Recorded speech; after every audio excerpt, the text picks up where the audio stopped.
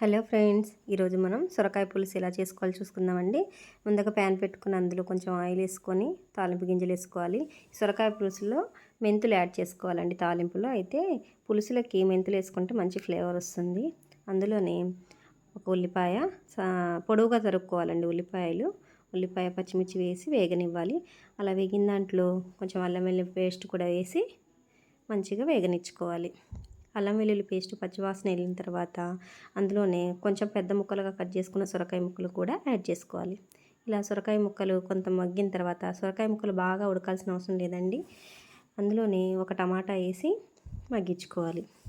ఇప్పుడు అందులో ఉప్పు, కారం, పసుపు సరిపడినంత వేసుకొని బాగా కలుపుకొని మూత పెట్టుకొని కాసేపు మగ్గనిద్దాము.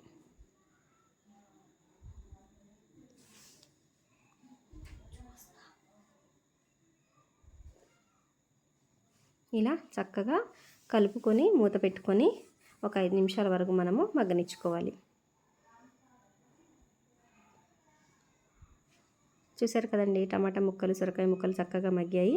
ఇప్పుడు ఇందులో చింతపండు పులుసు యాడ్ చేసుకోవాలి. నేను ఒక నిమ్మపండు అంత చింతపండు తీసుకొని యాడ్ చేశాను. అందులోనే ఇప్పుడు మన కూరకు సరిపడా పులుసుకు తగినట్టుగా వాటర్ని కూడా యాడ్ చేసుకోవాలి. కొంచెం వాటర్ ఎక్కువగానే యాడ్ చేసుకోవాలండి. ఇవి మంచిగా ఉడికి మిశ్రమం అంతా కొంచెం చిక్కబడేంత వరకు ముక్కలు బాగా ఉడకాలి కాబట్టి వాటర్ కొంచెం ఎక్కువగానే యాడ్ చేసుకోవాలి. ఎప్పుడైనా పులుసులో ఒక చిన్న ముక్క బెల్లం ముక్క కూడా యాడ్ చేసుకుంటే టేస్ట్ అనేది బ్యాలెన్స్ అవుతుంది. ఇప్పుడు ఇలా ఉడుకుతున్నప్పుడే కొంచెం ధనియాల పొడి కూడా యాడ్ చేసుకోవాలి.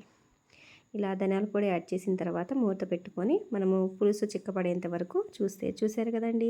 ఫైనల్గా సొరకాయ పులుసు ఇలా వచ్చింది. నా దగ్గర కొత్తిమీర లేదండి. ఫైనల్గా కొత్తిమీరతో గార్నిష్ చేసుకుంటే వేడివేడిగా సొరకాయ పులుసు ready. Thank you for watching.